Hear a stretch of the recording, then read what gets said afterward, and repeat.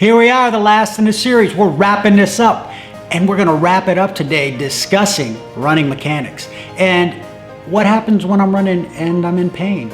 Should I stop? Should I muscle through it? Right? No pain, no gain. Rocky style, gut through it.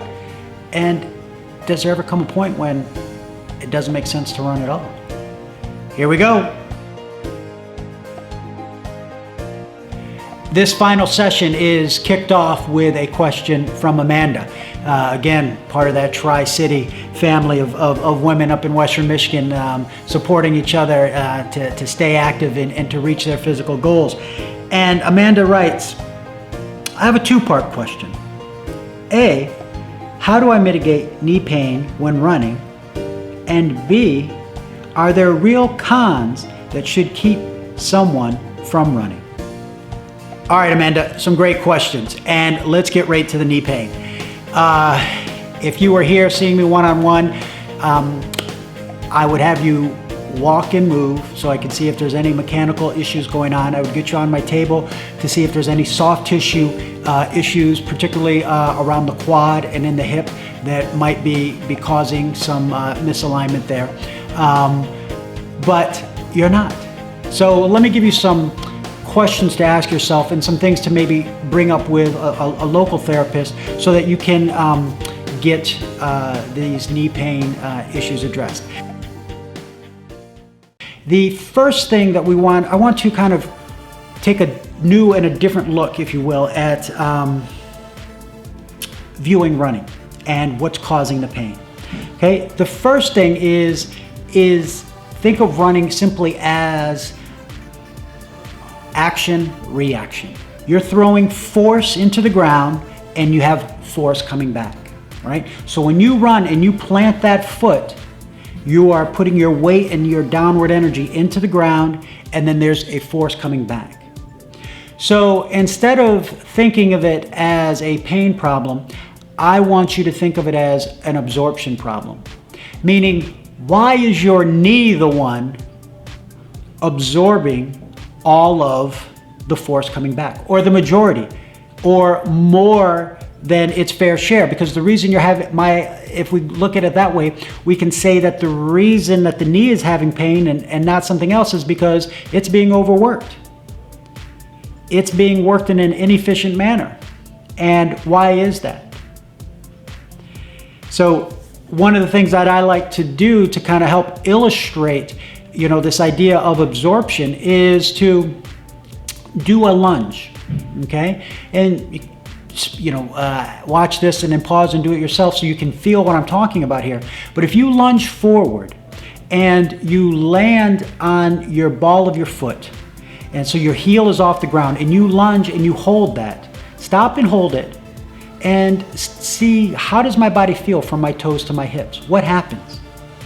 And then you repeat that and you take a lunge forward and you land on your heel so your toes are up, and see how your body absorbs that and how your body stabilizes.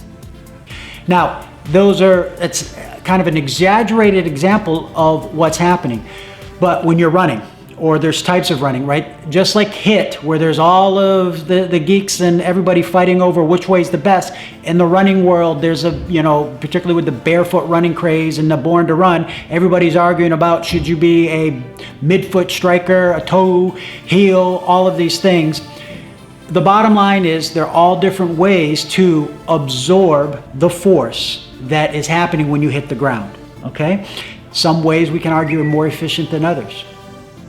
But you'll notice when you go forward and you land midfoot in that lunge, your toes, ankles, knees, and hips all absorb and they all stabilize pretty quickly.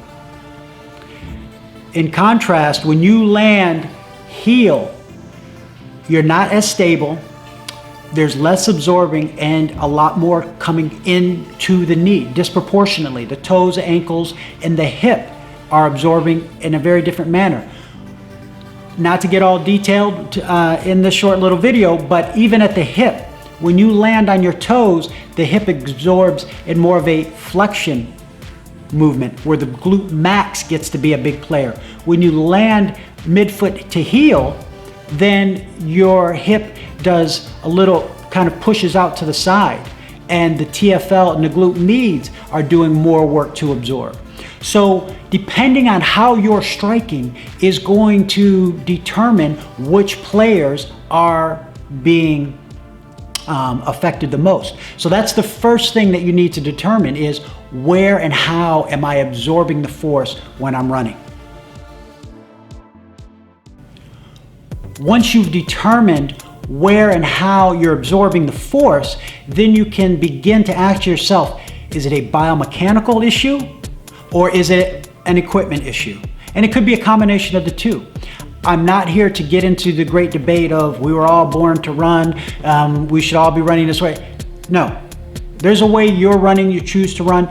I've helped take people from orthotics to, running in a minimalist style shoe, but it's taken months to do. It's not something you do overnight, and I don't recommend it for everyone. Okay? There's a lot that goes into that. We might have been born to run when we were little, but we've come a long ways. You can watch little kids when they run, right? And they've got this natural little stride where their heel goes up to their butt, and it's kind of this midfoot boing, boing, boing, what I call the 4 springs, toes, ankles, knees, and hips, all absorbing that force wonderfully, okay? Through a variety of reasons, as we get older and through our sitting lifestyles and our hips locking up, that we begin to shift how we begin to absorb those forces. So once you determine how you're absorbing, then you can begin to look at whether or not it's a biomechanical fix or an equipment fix. So maybe you need to make a shoe adjustment to change up how your body is absorbing. Maybe that means more stability, maybe it means less. Maybe you need to make a biomechanical issue. Maybe you simply need to give your body more rest. But those are details that you are going to have to either experiment with on your own or get together with a professional coach or therapist who can, give a good look and see what's going on, and either do some soft tissue work to help you out there, give you some coaching help to help with your stride, your mechanics, or give you some good suggestions on the equipment that you might need. So it's kind of hard to say exactly, but those are some things that you can take with you to determine how you can go about fixing your knee pain. Okay. In short, the first is go back to the core video, go back to that playlist of exercises and use those to really begin to relax and activate your hips and back, get those functioning correctly, make sure they're doing what they're supposed to, and that may be all you need to do to help take away some of the load from your knee. Then the next thing I would do is maybe a little more additional soft tissue work using a lacrosse ball or roller. I'll put some links to those types of exercises in the hips and the glutes, and so that, again, making sure that's all functioning correctly. And then when you're running, the simple fix might be just shortening up your stride and adding a little more heel to butt movement while you're running. Now, to answer the second part of your question, Kathy, and to wrap up this series, are there any real cons that should keep someone from running? The couch to 5K is billed almost for anybody, right? We were all born to run.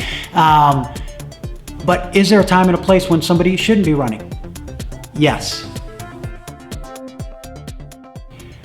The reality is that if you are constantly running in pain, or you have to take ibuprofen or any other sort of painkiller before, after, during runs on a regular basis, then you should stop.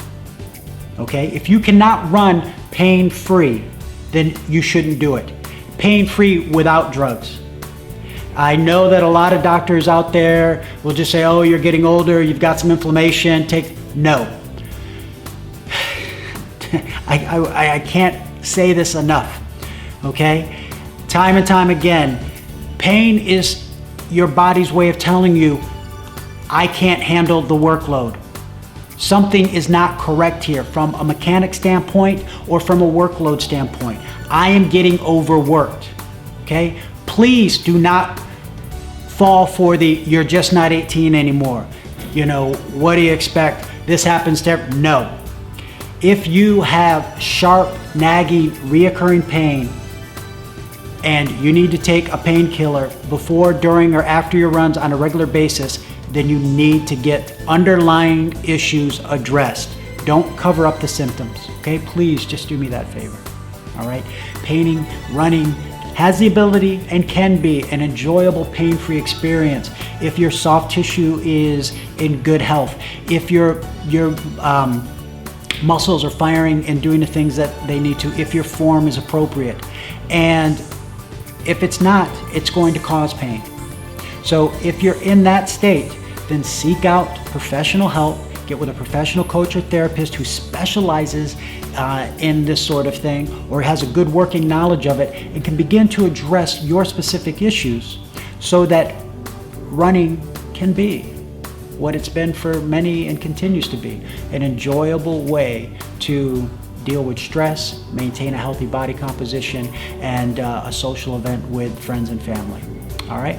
I hope this series has been encouraging and informative. I'm going to try to fill it out as I've been doing with a number of additional articles and things that are linked in and with this. If you have more questions or I didn't cover some things that you have specific questions to, please go to the website, reach out on the contact form there. Let me know.